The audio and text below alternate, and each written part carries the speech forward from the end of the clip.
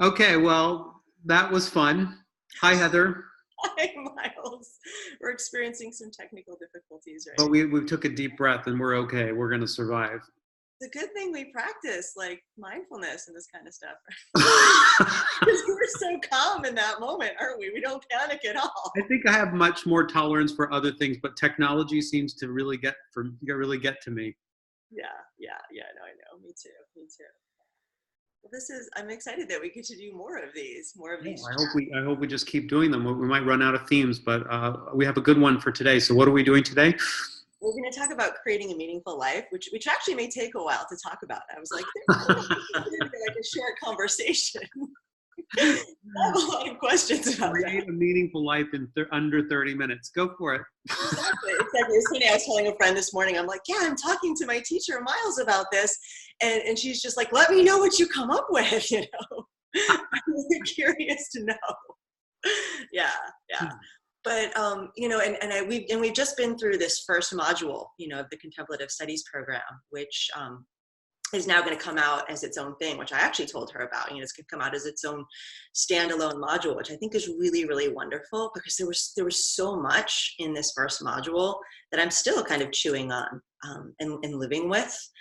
But I feel like I have to say, like right off the bat, I think one of the things that drew me to you as a teacher is that you don't shy away from kind of combining the non-secular scientific, or the non-secular with the secular sort of scientific side of these practices, And in a way, I've been through, even just recently, experiences where people are like, that's great, and we all do that kind of stuff ourselves personally, but we're trying to make this stuff accessible, that's a lot of the flavor that's out there. So I'm just curious to hear, why you chose to sort of boldly offer this program in this way. And in some ways, I feel like we could see it as being more inclusive as opposed to exclusive of people, if that makes sense. Does that kind of make sense? It totally makes sense. I mean, I'm kind of a little tired, and I have never been a big fan of highfalutin philosophy. Like, if it doesn't work in my personal life, it doesn't work in the lives of the people that I try to work with. They're my students, they're my clients. It kind of doesn't interest me all that much. I mean, it may not be the sexiest thing, but I think if we all just get very, very honest, life is not working very well. And we're looking for solutions, and there's a lot of things on the market, and a lot of things are really spicy and sexy and enticing. And I've just become very discerning, and I don't believe most of it. And so what I want to do never reaches the widest audience, because it just can't cut through that kind of marketing, that sheer marketing kind of prowess. But the people that I do reach, I think, get something honest, and then there, I think, it's gradual. It's not instantaneous quick fix. And so then I think then it becomes about sharing a journey together that may take time, but it has all the intangibles that one would want in a journey. Like if you're going on a pilgrimage, or you're trying to get from one point to the next, or you want to make your way through a forest, you need kind of tools. You need a compass, a map, maybe you need a guide, maybe you need a machete. And I think this course, Master Your Becoming, the first module of the Contemplative Studies program, in my estimation, really represents almost 20 years of all the work that I've been doing that sort of sets someone up for the journey. It gives them the map and the compass and the kind of sort of support, I think, because I don't play the role of a guru. I'm flailing and anxious and freaking out just like everybody else with my own stuff. So then we're just sort of in it together, trying to make our way through. And so to me, I think it is accessible. Okay. And then I think it is honest, and I think it is, but I also stand by the fact that I think together we laid a fairly comprehensive foundation for someone to orient themselves through the noise and through the labyrinth It's not like you're going to make it to the other side in 8 weeks. But I think lifelong, you can repeat it and deepen it. And every time you go through it, you get a little something and a little more nuance and a little more well-trained and a little bit sharper perspective, a little more fine-tuned nuance with how you deal with life. And then I think that's what we're doing, is just going over, I think rather than 100 things, do one thing really well. And then when you feel some sense of confidence or mastery, you can move forward. And so I think that's the sort of spirit to master your becoming, is right. Is number one, let's get through the noise, because we most of us know that a lot of it is garbage. Number two, can we get a kind of comprehensive foundation together that includes the larger picture, but also the kind of subset of tools that we need? And then number three, can we get honest and real with each other? Like, there's no hierarchy, there's no like gamemanship. Nobody here is a master, like an enlightened master, but we're all kind of in it together, and we've got some time, so there's no pressure. Let's kind of take it slow and do it well and methodically, and let's see where we go. Yeah. I mean, that's one of the other things too that I appreciate, just being part of this community of people that have sort of gathered around this program, is that there's a real human quality to it, and there's a real human quality to what you're doing. It makes me feel like it's okay to try these things on, and to fall apart a little bit, you know. Isn't it incredible? I was just on one of the virtual discussion groups, and somebody was she had her kids around, and she was having a freak out moment, and she was anxious about something, and the kids, these are older kids now, maybe they're in their 19 or 20, and one of the kids was like, "Mom, what about all that Buddhism you do? You should be so zenned out by now." And what her response was, "For the first time in my life, I'm actually okay just being honest, and like I'm not anywhere special. I have my moments, and for the first time I wasn't judging myself." And I thought, oh shit, yeah, if that's one of the outcomes or results, I'm really actually happy about it, because then it disarms everybody. Like, no one has to keep pretending to be somewhere special. We can just be who we are and still be on a path. And like, yes, we can look back and go, a year ago, I was in a completely different place. I can see the progress. But on the other hand, I don't have to pretend that in any given moment, I could just have excuse my language, but a fucking meltdown. And I wouldn't be ostracized from my community or have to put my head in the sand. Like, we all have some crazy moment that hits us. Right. What do you think it is about? I mean, because I find that authenticity is so refreshing, and at the same time, it can be so disarming for people. Like leading with authenticity. I find, like, in work that I do with younger people, with kids, like, I find that authenticity really resonates with them. But they have a really good BS radar, don't they? Completely. But I mean, but sometimes with adults, and even adults that, like you're saying, are in this like spiritual community, it's very disarming for them. There's that like uncomfortable shift, and just like, I don't know. I mean, it's really, it's an interesting thing. I mean, I think we all know inside, behind closed quarters, how crazy we are and how we don't have our shit together. And then and that's why we're motivated to do programs like this. But then when we get together in a social situation, we want to show our best, put our best foot forward, and put our makeup on right. And then when somebody, and especially when it's top down, like, I think I disarm a lot of people by saying I've had panic attacks and I don't mind a Xanax in my back pocket or whatever. And I think, people, laugh and think it's funny or whatever, but it's in a way, it's the truth. And, sometimes I have Emily, my wife, is in class, and it's like, I'm not going to bullshit anybody with my own wife in the class. Like, it's disarming. And then I think people feel like it's okay to just be human, and that there's nothing really essentially wrong with them, even while we're still trying to work on ourselves. And so I think to me, that's a healthy message, because I think there are so many places in our world and in our personal life and in our consciousness where there's a divide between that which is acceptable and that which is unacceptable. And if you just start to see the path, the spiritual path, as making bridges or creating integration or making a synthesis, stitching together the conscious with the unconscious, with the mind, with the body, the secular world with the spiritual world, those parts of us that are unacceptable with those that are more acceptable, then you start to see, oh, like that's real spirituality in real life. Yeah. Yeah. I mean, there's something too about, it's the suffering, or the real recognition of the suffering, which is like the first noble truth when we talk about that, which is something that we talk about in that first module. It actually sets us on the path in the first place, Yeah, and I wanted to, what if because I think most people are familiar with the Four Noble Truths, and we didn't necessarily do this in Master Your Becoming, the first module, but right. I kind of, just to play with it a little bit, because you could always kind of dance with it, but I was kind of rethinking recently the first noble truth, of course, the Buddha's first teaching, as what if the first one was helplessness? Yeah.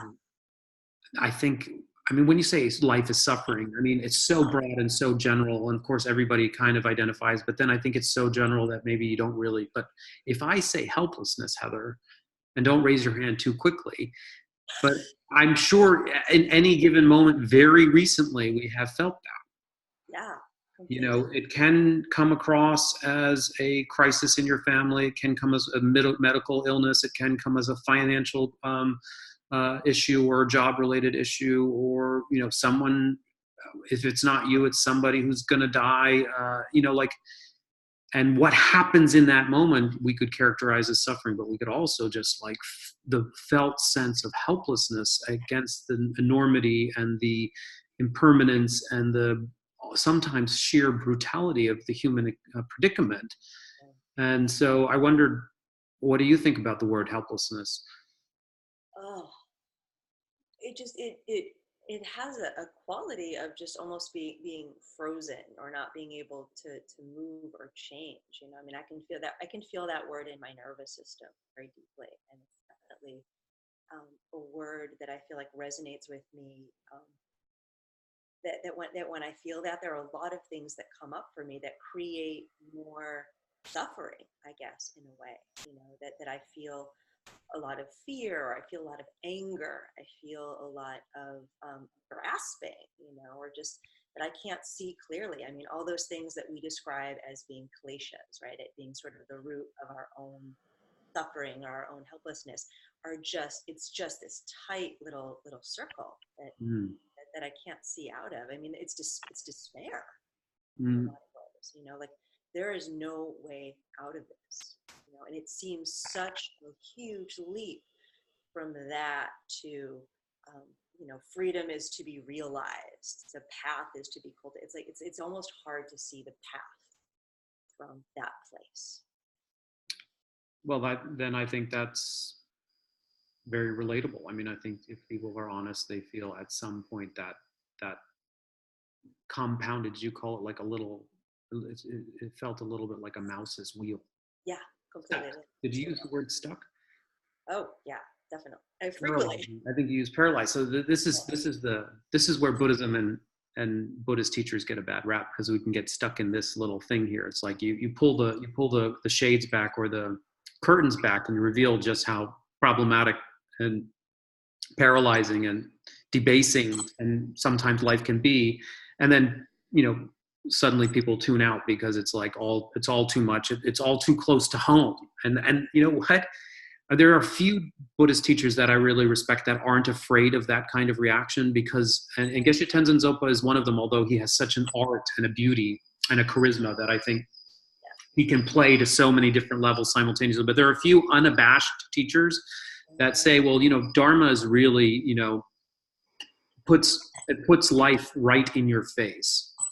And those people that are interested in really looking at it so they can get through it, they'll stick around, and everybody else is still ready for a whiskey, or a midnight binge, or Netflix, or whatever palliative or anesthetic that there's plenty of that. But for those that really are sort of been there, done that, and are looking to push into this predicament a little closer, take a little closer look so that you can actually get some mileage out of it, then I think we have a subset of people that are really ready for what is called Dharma. The Dharma work is the work of really getting real I mean, Dharma in a way has so many translations, the Sanskrit word Dharma, but one of them is reality itself. And so what we're really talking about is, do you see how stuck we are? Do you see how helpless it feels? Do you feel how you feel like you're being pushed by a current into that traumatic relationship over and over again, that you can't leave, that relationship you have with alcohol, that relationship you have with a disenfranchising boss, that humiliation that you feel with the spouses or partners you pick, whatever it is, and at a certain point you don't feel you have any agency. And then I think if you have someone who's stuck around with their ears perked and goes, then you can move forward to the second, third, and fourth noble truths. But if you lose someone at that moment, they are really not ready. Yeah, but I feel like that. I mean, for me, that's the thing that sets me on the path. That's the thing that I feel like that is. I'm having this new understanding, even just right in this moment, of this word truth of suffering, or just the reality of the fact that this is our experience. And when someone says that to me, I feel it. I know it to be true. I was recently actually interested listening to, I think it was like Joseph Goldstein talking about, why don't we just sit like the Buddha, and until we become enlightened? Why don't we just sit down and never get up? And he's like, the reason that we get up and shift is because we get uncomfortable. And it's, but in the way that, that discomfort is the thing that, like in this module, you start with the life story of the historical Buddha, which is a really superhuman story that brought up so much for people. Totally. I mean, when I was prepping for that class, I really wanted to find the human quality of the Buddha, and I found a few sources, including Mark Epstein, that really kind of clarified a more human, because it's so easy to idealize the Buddha as a far off distant figure that gained enlightenment, the founder of a Buddhist movement or religion. What has it got to do with me? But if you get to hear this story of the Buddha, right, which was presented as the Buddha's story as your story, and see at every fork in the road across his journey, from being Siddhartha, the prince at a young age, to, his parents' intrusiveness in wanting to control their lives for their own narcissistic gain, to losing his mom at an early age, to the choices along this long trajectory and the kind of complexity that each of us have to face in order to really answer the call of our own heroic wish or desire to discover the truth, I think is a very powerful archetype and metaphor. And I think for me, I was really, really resonating with it, because I think both of us actually, Heather, we've been on this path for a very long time, and it's been a very meandering path, but we stuck to it, and we keep coming back to a deeper yearning, and our deeper yearning is telling us it's not acceptable to be comfortable and to be okay with denial. It's not acceptable. The denial is no longer acceptable. We are first and foremost ardent seekers of truth, even if that means venturing into very, very dark territory, which the Buddha did. Yes. And I know in my own personal life right now, and I'm sure in your personal life right now, that couldn't be more true than it ever has been in our some 15 or 20-year odyssey already thus far. And the people that are listening to this right now, you are also a seeker of truth. And your money and your fame and your fortune and your position and your status and your relationships, they can be undermining that central mission or compass reading in your life. And the more you defer to those status and comforts, you have to throw a blanket over your internal compass, and it may delay you for a long time, but eventually it pierces through until you do what Campbell says, which is answer the call. And maybe answering the call is like a daily thing, like, hello, oh yeah, I remember who I am. This is what I have to do. And the next day, waking up out of a stupor, oh, hello, I know who I am. I know what I'm here to do. And you do the harder thing, and you take one more step closer to what your mission here in life is. And even if it's not comfortable, it's real and it's right. Yeah. It's, as you're saying that, when I was thinking about having this conversation with you, I pulled out this, which is such a beautiful, beautiful story, right? And as you were talking, I was finding this, there's this part towards the end. I'm sure, you remember this story where he's with the ferryman, and he's so close, right? At that point, he's so close to this, having this experience of enlightenment, yet at the same time, he's suffering, I think, more deeply than he has suffered thus far, even like starving and being an ascetic, and all of these different things. And there's this little line where he talks about, he says, yes, so it was. Everything returned that had not been suffered through to the end and resolved. The same pains always suffered in the end, And it feels so much like, when we talk about this idea of karma and how we're constantly sort of reliving and recreating over and over again, even when we do the work, it becomes more and more subtle and more nuanced. Like sometimes it feels more painful the deeper we go. And that's like really bad news for people who are, going, maybe I should try this Buddhism stuff, but what is it about that? Oh my God, Heather, this is blowing my mind right now. This very concept, because like Mastery Becoming is the foundational course, and it really is designed to give someone a very clear picture about the deep Buddhist psychology of mind, like what makes us tick. Why are we stuck and helpless and on a rat wheel holding on to comforts? And then you get into the second noble truth, the actual mechanisms. And then the third truth is the possibility for this cycle to be broken. And then the fourth truth, the path. And let's say we're going to say that, paralysis or helplessness is the first noble truth. And this thing called karma is the second noble truth, really, about the cause.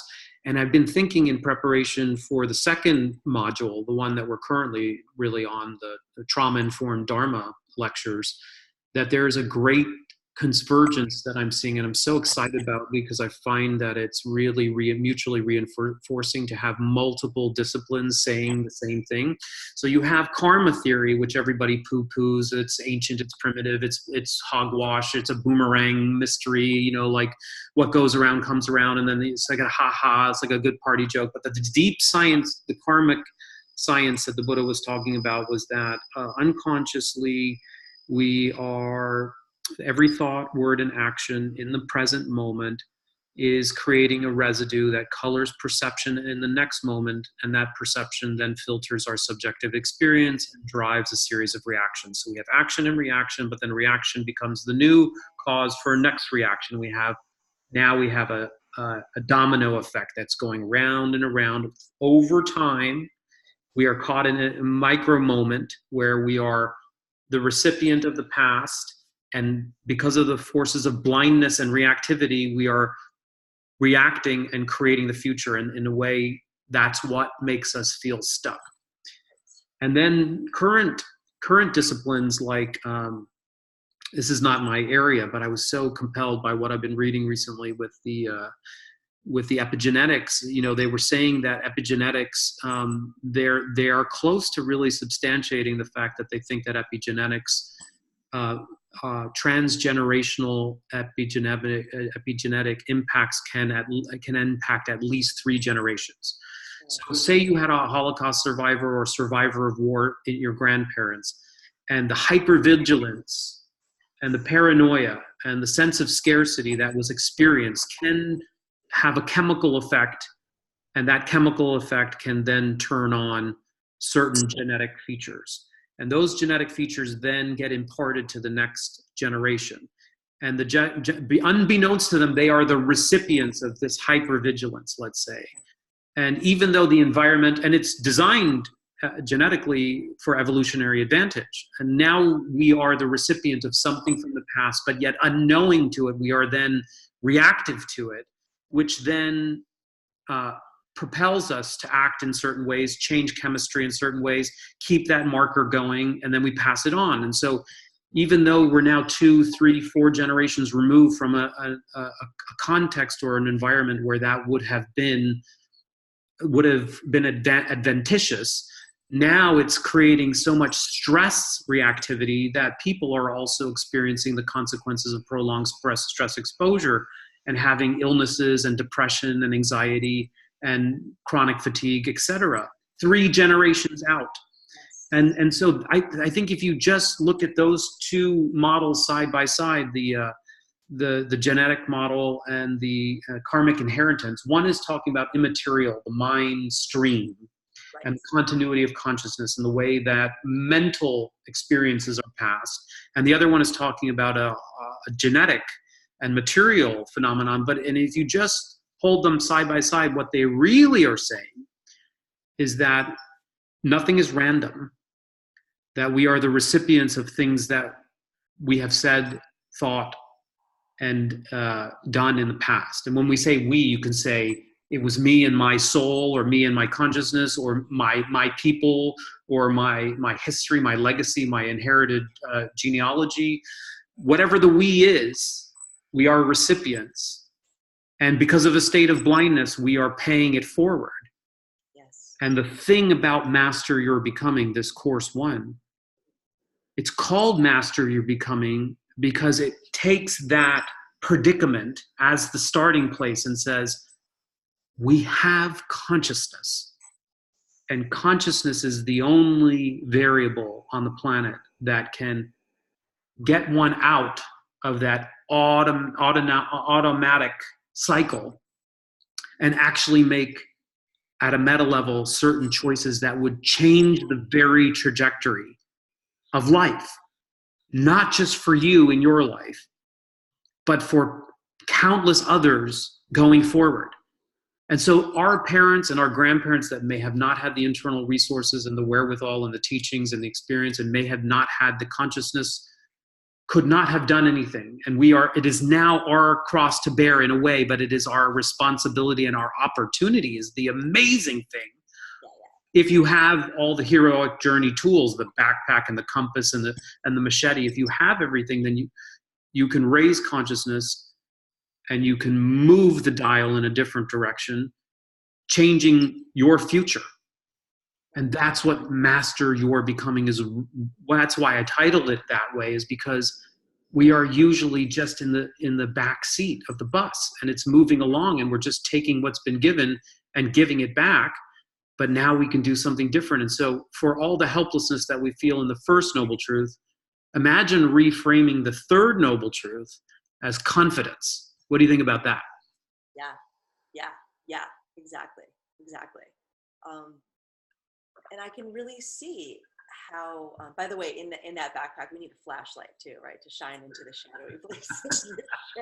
To see what the hell that really and play with the metaphor, Heather. Do it. No, but I mean, you really do. You have to shine that flashlight into the corner to be like, oh, wow, that wasn't what I thought it was. And I was terrified by that and acting as if it was something that I didn't realize that it was.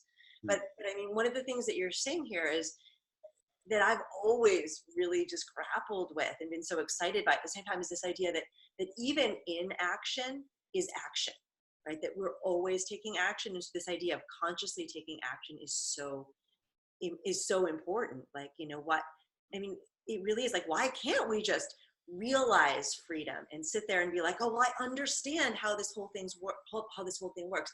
Why do we have to do something then, especially when it feels so terrifying, right? Why are so many people who have these realizations on their cushions not getting any better, you know? And what's the reason for that? Because the action is the thing that's creating that seed and kind of moving the wheel forward. And we're just having the same experiences, and we're perpetuating the same experiences over and over again. So are you saying people are just having a little respite on their meditation cushion, but nothing fundamentally profound, and the domino effect is actually changing? Yeah. I mean, I mean, it's really, that's another thing, you know, is that you really kind of, you know, challenge us to take this material into our lives and use it and work with it. And I feel like sometimes I can't tell, like this chicken or the egg thing. I'm like, wow, all of these things are all of a sudden coming up in my life, and I'm really working with them, and big shifts are happening for people in this program like, and we've only been in this program since March, and people are falling apart and making huge changes in their life and feeling, I mean, I was with someone this weekend who was falling apart and is now like, look at me, just look at me. You can do this, you Yeah. know, that felt inspired by their own suffering to be like, I need to do something different. Yeah, I think it's not the suffering that's inspiring. It's the way people, the new way people are relating to their suffering that's inspiring. And I think that's the key. I think you can't get that confidence without first putting, getting close to the fire. So those people that are fire averse are not really learning. But those people that are willing to get to the fire have a chance to learn something profound, and they're coming out of the fire.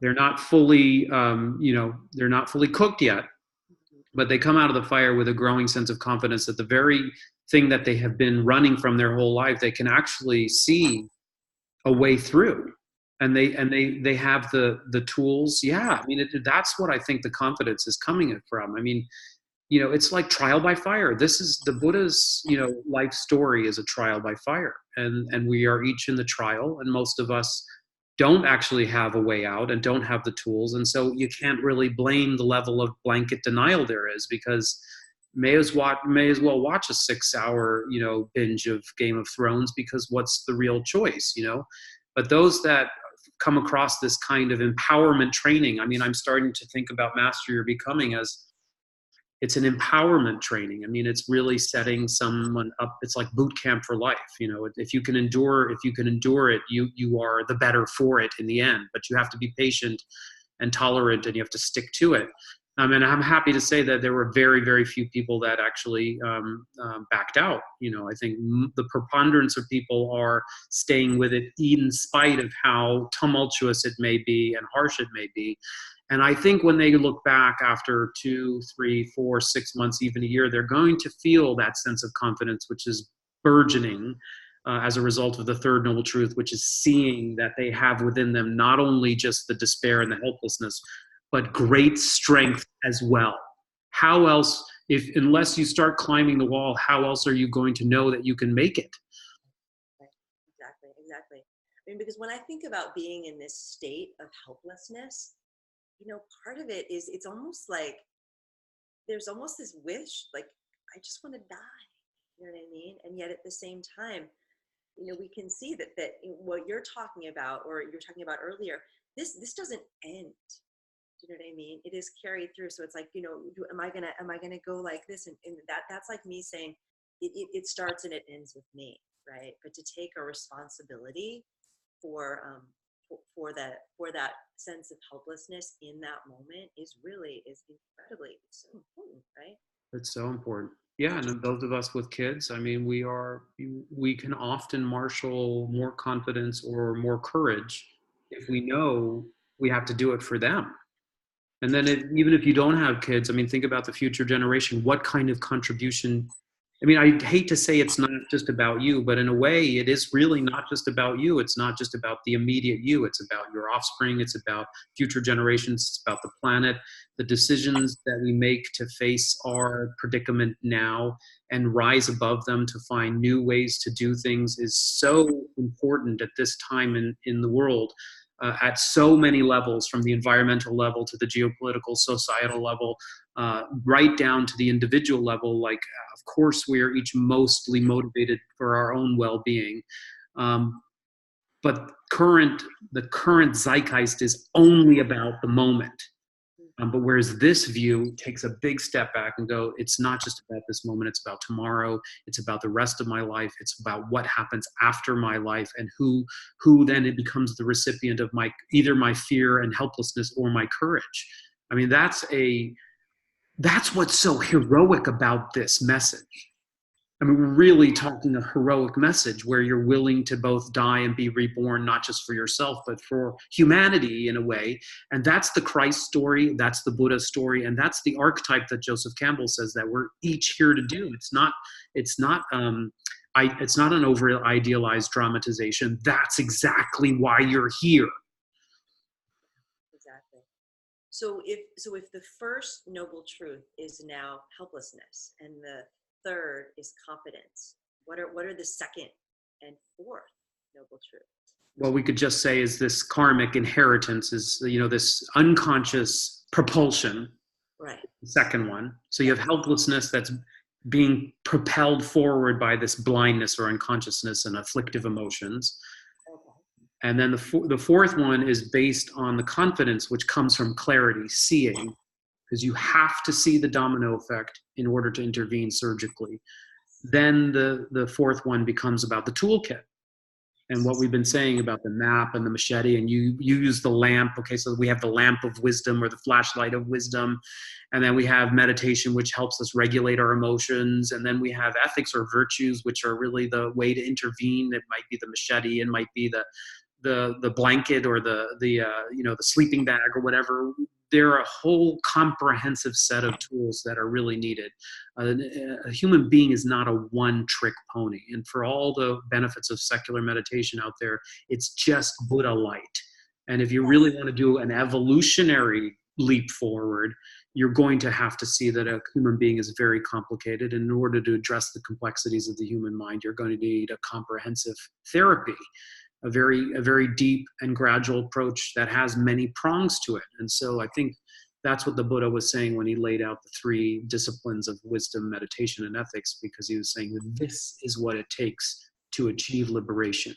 If you're not interested in this evolutionary liberation thing, then it can be quite simply perfectly fine just to rest nicely on your meditation cushion and do a little stress reduction. Absolutely no problem. But if you recognize the evolutionary advantage and you're into the heroic journey and you're feeling you're called not just for this life and today, but for tomorrow and in future generations, if you want to rekindle the spark of the heroic mission, then you're going to need the full breadth and depth of the program, and that's, I think, what Master You're Becoming really provides. Again, not as a kind of spectacular sales pitch in 8 weeks you have all this, but really just like, let's get loaded up with the right equipment and from the get-go, and then let's get going together and see what happens. Mm-hmm. Yeah, I mean, and that's one of the and this is like the question that I have is also that, when you get to this, like, the path is to be cultivated, right? This idea that, we're getting out, we're finally intervening and we're using our tools. This third truth of confidence and freedom being realized, I think there's a misperception that all of this comes at the end of the path, and that you have to be finished with the path, and when you're done with the path, your suffering will end, it will all be wonderful. Like, what do you think about that? I think it's bullshit. I mean, I think it's okay to have those traditional markers. Mm-hmm. Okay, like, I do believe the Buddha gained enlightenment, and I do believe that he ended self-imposed suffering. But I don't for a minute believe that the ordinary ordinary pains of the human experience ever go away. I don't think it ever evens out. I think life is constantly changing. The weather conditions are always changing. There's coming and going, highs and lows, dark and light. Those are always going to be there as long as we're embodied. Right. So I don't believe in rainbows. I don't believe in unicorns. I don't believe in the end of that. But I think there is, and Geshe Tenzin Zopa is a living example of this, there is a way to live in the midst of that differently, with more ease and with more compassion and more understanding. That doesn't ameliorate or obliterate the human experience, but that makes it meaningful. And here I'm going to end with this. The epic hero's journey trajectory is not about the end of pain and the establishment of comfort or security. It is about a journey of meaning. And that journey of meaning still includes pain. It still includes sadness. It still includes moments of being lost. It still includes moments of being confused, relatively. And that, I think, is a big girl game. That's a big boy game. That's an adult game. Yeah, I mean, there's a beautiful line from the story, even of Siddhartha Gautama, where it talks about that his wound is blossoming, right? And that what is it, that his suffering is radiant, right? And this idea, and I feel like that is what you see in these embodied masters, right? Is that they are still experiencing all of these things, and that maybe it's like you said, a different game, a different way of relating to, but that it's still is there. I mean, in some ways, it's initially disappointing to hear that, but then also just so comforting. It allows you to look at those people that you look up to, that you want to mirror and be like, it is actually possible for me. I'm a human being, and I can do this. Yeah, I think it's much more relatable once you lose your naivety. It's a child's game, is the wish that it all evens out. And I'm not saying that there are times that I don't wish for that. I definitely do, and I know you do too, Heather. But then I think the most mature, wise part of us then starts to say, oh, it's never really going to even out. That's the whole name of the game. We have to even our way through it. And so I think that's when those great teachers, who are not pretending to be anything other than what they are, which is well-adjusted people who have found a way to live with ease and grace in complex circumstances, that we really admire. But I'm also not into the admiration game, because at the end of the day, we have to walk in our own footsteps. We have to walk that journey ourselves. And so Geshe Tenzin Zopa does no good for us to keep holding on to his coattails. We have to find what he has discovered. And that's, of course, what the Buddha story is, that it's really about us finding what he discovered. So I really, I'm so grateful to you, Heather, because I find that you are one of these people in my life that really mirror to me how tenacious and committed to the journey of waking up and growing up that you really are. I know that you have your struggles just like I do my own. I know that we're living through them right now, but I really, really, I'm so honored and so humbled by what I see in you, which is your commitment to really finding this place inside of you of courage and of confidence to actually undo your knots and your blind spots and your compulsions, so that you can be free, not only for yourself, but for your children and for future generations. So I feel like not just holding out the promise of the Geshe Tenzin Zopas and the great masters, but just regular people doing extraordinary things, committing to their practice. That's what inspires me. That's what keeps me going. So I just want to, as we end here, I just want to thank you for all that you do. Like, you're a real person in the world trying these things on, and you've been doing it for a very long time. And God bless you. Thank you so much for all you do. It's really, really amazing. No, thank you. I mean, and thank you so much. I mean, I really do feel like this word becoming is just such an important, that it just continues. And that's, I think, what keeps me. Thank you. I just want to just plug the program just again for anybody who's curious about it. Is called Master Your Becoming. It's 6 lectures plus a meditative workshop on the real roots of mindfulness. And it includes the 4 Noble Truths as a foundation or scaffolding for your life. And we've nuanced it by including some of the latest current research from psychotherapy, trauma research, and neuroscience. And the team has put together an incredible high-grade package with beautiful video and audio assets, syllabus, readings, and then my partner Lainey has worked with me to create an amazing workbook so that you actually apply the tools and the skills that we've been discussing, Heather and I. Action.